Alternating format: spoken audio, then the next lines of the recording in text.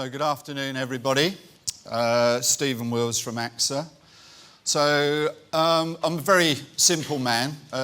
You won't find anything too complicated in the slides. And I only really have one presentation. I have two styles for it. One before lunch, which is much more worthy and meaningful, and that's done in the style of John Major. But the one after lunch is much more entertaining with amusing anecdotes, and that's more in the style of Eddie Izzard. So that's the one you've got today. So we've got about half an hour together. The presentation, happy to go through the slides, but don't stand on ceremony. Please stick your hand up like you did with the panel and chip in because it makes my job a lot more interesting. So remember tonight, when you're having your Horlicks and you're going to bed and you're with your beloved ones and you say, cost out, value in. That's the mantra. That's the title of the presentation. And it really is the subtext below the strategy for influencing procurement. So I'm not going to spend too long on AXA. Those of you that know them, you know the size of us and you know our spend. I mean, globally, about 4 billion on IT and indirect, but we've also got about 10 billion on the supply chain side. So whenever you make a claim for your vehicle or if you've lost anything on your home contents, that all goes through a supplier panel as well. So we have a sort of federated procurement function. I'm the CPO for the UK and Ireland, but I also work globally on categories and, as you heard in the introduction, development of people. And really, it's not a central function. It's very much this looking at globalization for categories where they bring benefits. So this is the stages that we follow, and it's a good introduction to some of the cost out value in propositions that I wanted to get in discussion with you today. So you can see there where myself, and I'm sure my procurement colleagues will agree, our heartland is, which is really around these green sections here. We think we do it pretty well. It's our bread and butter, and people that work in our teams, that's where they're educated, that's where they get their qualifications, that's where they get their experience, and that's what largely the business are looking for from us, to mitigate risk and to get best value for money within the business. So largely around, as you all know, you know this by heart, running RFPs, doing the negotiation, and then putting the contract in place. Where I think a lot of procurement directors are focusing where they could do more and where they could improve that is what I've identified in red. It's probably not quite as bright red as that now, but a lot more in that engagement. So I mentioned I threw out consultants and professional services when we were on the panel, because the engagement process, I have a business partner model, I have a category manager model, and they sit largely within the teams in our business. So when I was hearing people about how do we get to people, we're not actually sectioned off from anywhere. We actually work with, somebody mentioned marketing. One of my colleagues on the panel was talking about marketing quite difficult. Well, we actually sit in the business with them. So they're part of that function. But the demand stage is certainly still a little bit hit and miss in terms of when procurement get fully engaged. So that's one area where I think procurement can do a lot more with you, is being involved literally right up front. Sometimes we are, some categories we are, some I think we could do more. But the other area which I've become very passionate about, and I hear it more and more from my colleagues, is certainly in the what's called the SRM, Supplier Relationship Management area. One is, particularly in financial services, a lot more basic contract management, making sure that the contracts are there, that people are assigned to them, that they know what was negotiated with you, I mean, I've seen examples where we've negotiated, we've had a great, and I mean that quite literally, we've had a great negotiation, been tough. Did that with telecoms recently, we did it with media, and it really felt as a win-win. It was set it up as a great deal, a great partnership arrangement, and the supplier's very happy, my team are very happy, the business very happy.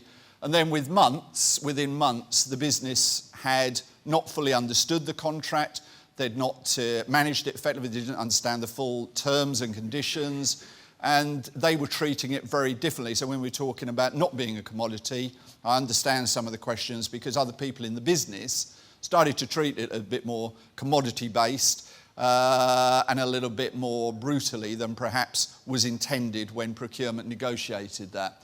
So I think certainly in the contract management space, there's a lot more education, there's a lot more facilitation that I'm doing with my team to get the message across about the 3 to 5 years of that duration. So a lot of the conversation I get back from you today is, up here, but I'd also say, together, there's a lot more benefit once you've won the business, because I reckon can be pretty disruptive and pretty volatile during the course of the relationship with you. And then there's the slightly more someone used the word sexy, but slightly more interesting area, which is the vendor management of the innovation piece. What can we do more of? And I think the previous presentation before lunch, cross-selling was mentioned. And certainly that's another area where I believe in this whole SRM space, procurement can do a lot more, but I reckon from what I know from my own vendor base, we can do a lot more together. So when I talk about supplier conferences and being an open book and working with people, those are the two areas when you've actually got a contract with me and AXA, where I think we should be investing as much time as we are, in winning new business. I don't know whether that resonates or whether you want to challenge that or argue. Come on, give it some. Well, not challenge, maybe just ask you within the CIPS, is this a direction that major blue chip companies are all looking to move in? We deal with pharmaceutical companies. Yeah. And certain ones are exactly that. Others are, of equivalent size and stature. Well, I don't know if you know Mr. Kirby at AstraZeneca, but he's a good example of somebody who waxes lyrical, certainly about that area there. So, I can't speak for all of them, but certainly through, as you say, the CIPS and my contacts there, I know that they are putting a lot more effort into that. And primarily, as I say, if you think about the example, and I won't give you the figures, but if you think about the example of the telecoms deal I did, what I saved and what I contributed to the business within 6 to 8 months, they'd actually overspent. The project was running late. They were overspending on it, and we were looking at dispute with the vendor. So whatever was saved up here, and what John Kirby will tell you is can quickly be lost in that part there. So unless you're looking at this total cost of ownership over the whole life of the contract, then clearly, as I say, it's no good just focusing on that green bit without understanding what to do. So yeah, certainly I know what he's doing in the AstraZeneca space. So these are the 6 things, and I'm sure AXA are no different to many of my to other CPOs. And you've just had a look at the process, the spend management process. Again, you'll understand that definition of requirements, running an RFP, and then embedding that in the business. We're big. We've come quite late to categories globally. We've done that a long time. I've done that a long time in the UK. But trying to mobilise global category management, is quite a difficult thing to do, and we've only started to do that recently. But clearly, we're now starting to deploy people with expertise across our business in category management. Risk, I think, is when people are talking about, well, I think it was the first question anyway, about commodities, and it's all about price. I think one of the sometimes the underrated areas of the job that my profession does is we mitigate risk. We spend a huge amount of time that we get, because it's not banked as P&L savings, people overlook particularly in financial services, where risk is a huge, huge thing, and the credibility and the trust with financial services, it's a major issue at the moment. So mitigating and offsetting risk and making sure that the contract's got the right terms and conditions is a huge piece of what we spend our time with companies like yours on, making sure that we understand who's accountable for risk and what the risks are. Doesn't mean they all have to, I'm sure I can hear your brains ticking away, oh, it's all about dumping it on the suppliers. It doesn't have to be, but it's understanding what the risks are that we're taking on. So when Larry was talking about the one vendor, clearly that comes with some obvious risks. But it's understanding what those risks are and what your mitigation plan is. And I've mentioned innovation before, but the two I just wanted to focus on in that previous slide was more we can do in the front end with the client. So engage in procurement earlier. You don't. Somebody recognised at one of the tables, it's not all about procurement. It's not all for procurement or against procurement, but procurement as one of a number of gatekeepers and stakeholders that you should engage with. So this whole customer relationship management piece is, again, a big area of, right across AXA globally, a big area of importance to us. And then this ongoing development of the supplier relationship. So I know that you are all able to read that. It's a bit like an eye test, isn't it? So can you tell me what that at the back, what that third row is for in?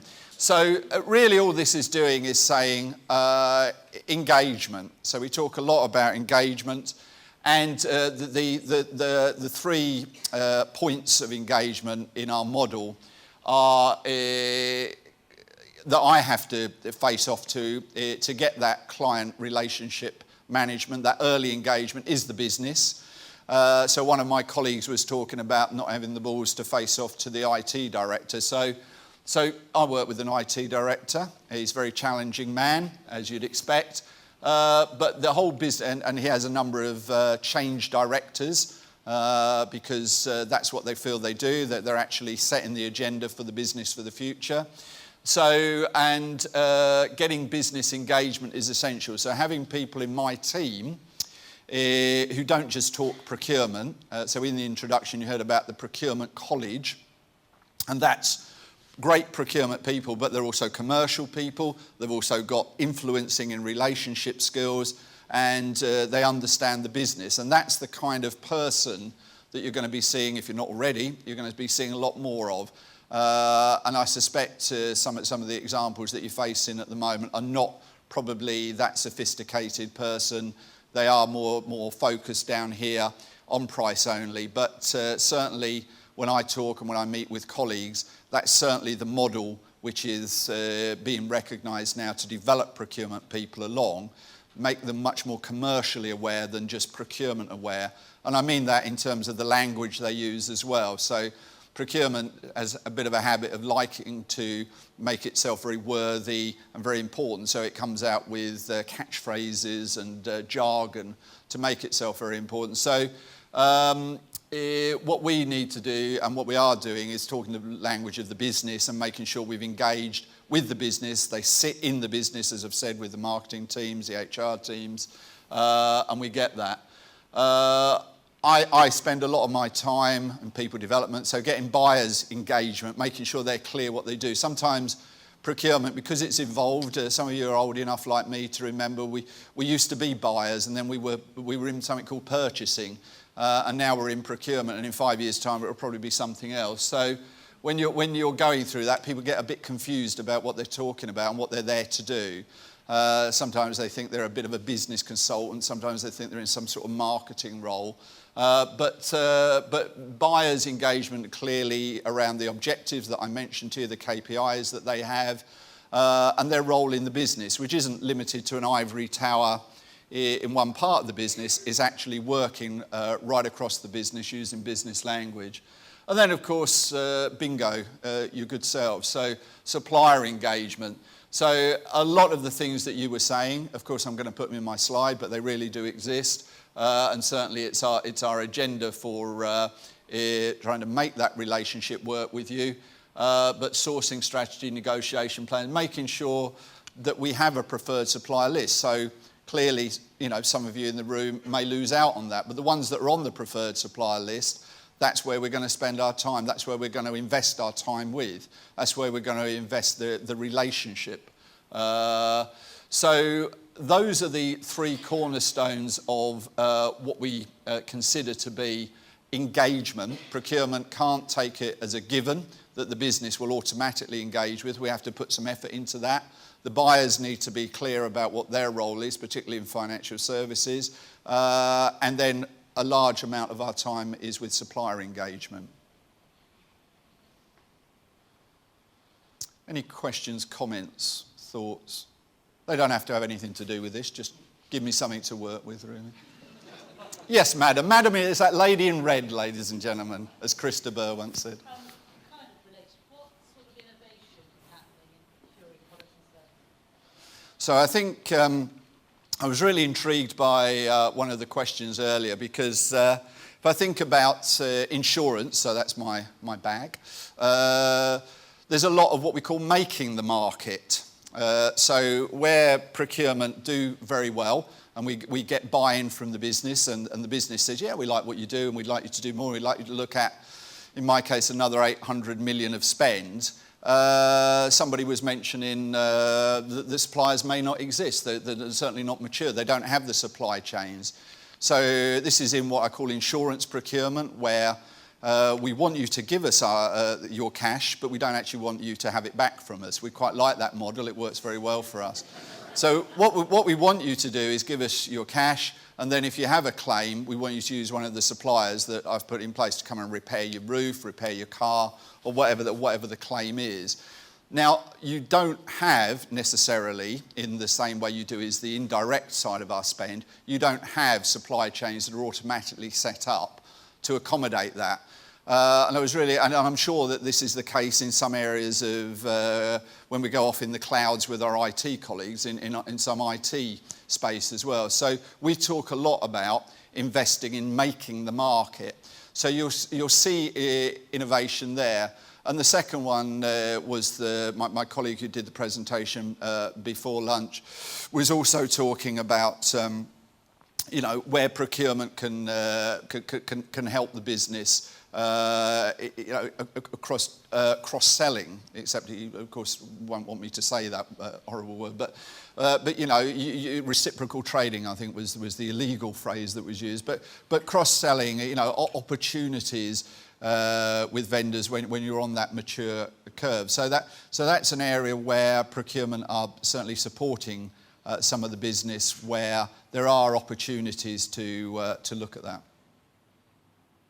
But certainly what you then get is, going back to my mantra, you get that value in proposition as well as the traditional one of cost out. So it broadens procurement's influence in the business. And I think that's a big message for you. Procurement are pushing out now.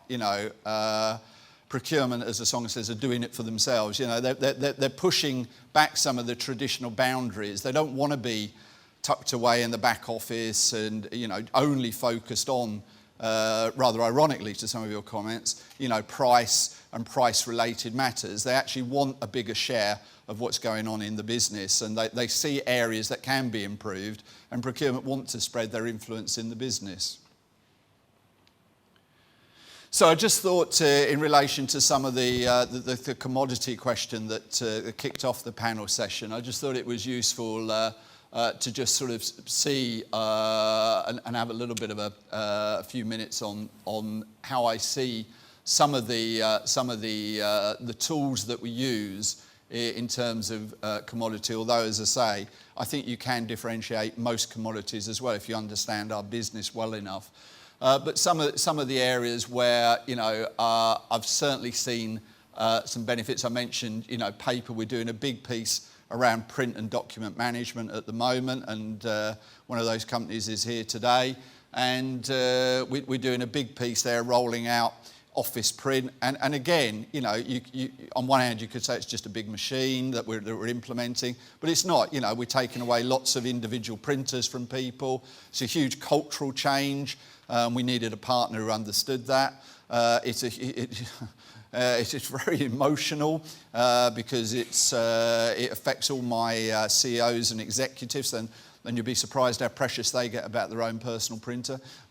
It's also about sustainability, reducing the amount of paper that we use. But we needed a partner we could work with that wasn't just about, you know, we want something cheap. We wanted something that looked at the total cost of all of this category and helped us to reduce that. And that was why we particularly chose them. You'll see some of the areas. Marketing was mentioned as a particularly difficult one. We're all over marketing, but it wasn't putting in a pure procurement person in there. It was making sure that they had a good understanding, that they really had an affinity with the marketing team.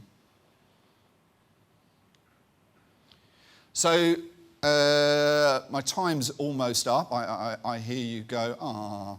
But sadly it is, ladies and gentlemen. So I just thought I'd give you a quick sort of view about where I think procurement is going, and then I'd like to hear what you think. But certainly, yeah, it has a professional status. It's worked bloody hard to get that, and sometimes we get a bit precious about that. But that's why we've worked hard to pull ourselves up from our bootlaces to get a professional status in the business. And we're largely recognised now as a centre of excellence in our businesses. But we also want to be a lot more commercial. So the people that you'll find in procurement, the good people in procurement, will be a lot more commercial. They'll understand the needs of the business. They'll be working with IT directors. They'll be absolutely engaged right up front with the business strategy. And I took you through the engagement model. And that's really important about engaging with you guys, engaging with our own business. And as I say, right across my procurement community, making sure that we're consistent. A large amount of that procurement college that you heard mention of, you know, I had to start right at the base of that and say, we need a standard for everybody. So I've got standards, I've got standard KPIs, I've got standard process. And everybody needs to be, whenever you meet them, you know, a bit like a Starbucks or McDonald's. So whenever you meet somebody in Germany or the UK or New York, you know, we've all got a similar approach to how we deal with our vendors. And it's all about being much more business worthy than it is about being precious and procurement worthy. That's someone asked, and I said to them, yeah, hands up, you know, cost out and savings. But that's just a quick idea of the model that I've run with, which shows you that there's been an improvement year on year of savings across our business by doing continuous improvement, working in that partnership way. And when I took the function on, it was about less than 10 million. People were confused about what they were doing, didn't know what the purpose of procurement was, to now, in fact, we'll deliver this year 45 million new P&L in year signed off by the business. They all fully approve that. So that's where procurement then go back to the table, and someone asked about remuneration.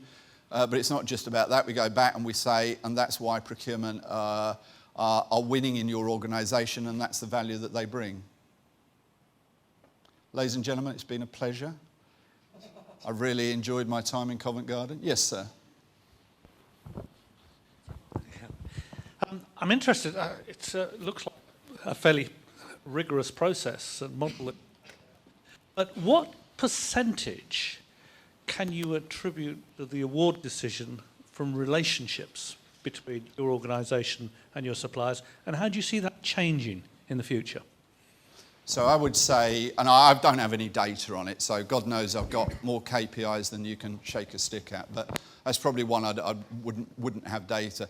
But I would say 20%, I would say 20 to 25%. So clearly what I would say is, back to my example of consultancy, I'd probably say it's higher than that. I'd probably say that it's higher in terms of knowledge, pre-knowledge, working relationships to get up to the tender stage. So knowing, because that is very much intellectual property and people based. So the more you know about the calibre of the people that they've got, I think that will certainly get the likes of senior consultant companies onto the bidding panel. If I think about marketing, the knowledge that the marketeers have, as well as my own team, but the knowledge that the marketeers have about people they've met, people they've worked with, companies that they may have even worked for, is invaluable. So I think that relationship element is a key part. But actually, what percentage, I'm not sure. Do I think that we'll do more of that? Yeah, I think we probably will, really. But I certainly believe it's a factor, it's a contributing factor, yeah. Madam. Hello. Always a delight to have your questions. Thank you. You've been talking this afternoon about quite an enlightened organisation and definite moves to engage and get involved. How do you think the activities of the Cabinet Office and the public spending reviews and what have you will actually have an influence on private sector procurement over the next 5 years? Gosh. No idea. I don't know. I can only see. I mean, my professional body works very much. I mean, some might even say that CIPS is predominantly in that sector. I mean, they've largely been seen as public sector. So I would imagine that as our professional body and therefore leaders in our profession, I would imagine that although they're a wee bit slower in coming forward, so the time scales may be a little bit further ahead. But yes, I would imagine that will become a standard for all procurement functions, would be my assessment. Oh shit. Do we have one more? Yep, yeah, we've got one. One more, because I can see the man wanting to wind up. I quite like you. You're a good audience. I'm enjoying myself. So, do we have it? Yes, sir. Got one over there? We've got one over here, just here. Steve? Hi. Quick question. Could you describe... I'll get there eventually. I was just scanning the room. Yeah. Well, I want to say, I'm gutted I didn't discover the pointy, clicky light thing when I was up there. So I'm very jealous. Could you talk us through... It probably has a name, the pointy, clicky light thing. I don't know. If that's what they're calling it, that's probably why they're not selling so many. It's probably got its own category, I'm sure. Could you describe the kind of person that works in your organisation, the kind of person you bring into your organisation, and what you do to them in terms of encouraging their skill sets and building them as a better procurement person? Yeah, so what a brilliant question. I'm so pleased you asked it. So we spend so much time in procurement debating talent, and I'm sure that's where your questions come from. And we spend so much time saying, does it need to be? So I mentioned CIPS to you. Does it need to be through the formal qualifications route? And I think the answer is certainly in indirect. A lot of my team in the indirect space, through the category management, do come through, if I can call it, the more traditional procurement background. So they've probably done a CIPS exam. They've probably worked in a much more traditional procurement function. When I mentioned 800 million of insurance procurement for all our claims, you couldn't find, for love nor money, you couldn't go to any of the recruiting companies and ask them to provide somebody to come in my team. So those people I've taken from the business, from a claims area, and then with the training courses that are out there and with the procurement college, I've then trained them into a procurement team. But first and foremost, they didn't have those skills. They had the business skills, and largely they don't exist. So I've had to create that. And then lastly, the most interesting of all, I think, is IT, because going back to my professional body, there's very few IT people that are members of that. They don't see the relevance of it. And they largely, again, come from the business. So what I would add to that across all of them is that when you say, what do I do? It's much more about that slide about engagement with the business. So they have to be, so I actually have now a business partner model. So they're not just buyers, they're actually business partners who represent procurement. So they have to understand the commercial aspect, they have to understand the business strategy, and they have to spend their time like an account manager in the business. So if you were to come in, you would meet, I would get you to meet those people. At the other end, bringing them in, are young, bright graduates who have a passion, can actually get that procurement is right across the business, because they all think that marketing or being an actuary or going into underwriting is where it's all surprising, I know, but that's where they all think it's at. But once they get the procurement end to end and it's right across the business, then I do find I'm attracting quite a few bright graduates to come in the team as well. And then again, they'll go through the procurement college, they'll go through the formal training of procurement, the RFP, blah, blah, blah. But no, I find it quite fascinating. As I say, the indirect spend, I think, is pretty much your traditional procurement, but I think the IP and the IT areas, you almost, again, back to my phrase, you have to make the mark, you have to make those and then add the skills on top. Stephen, can I stop you there? Can I ask us all to thank Stephen very much indeed Pleasure. for a most illuminating presentation? Thank you.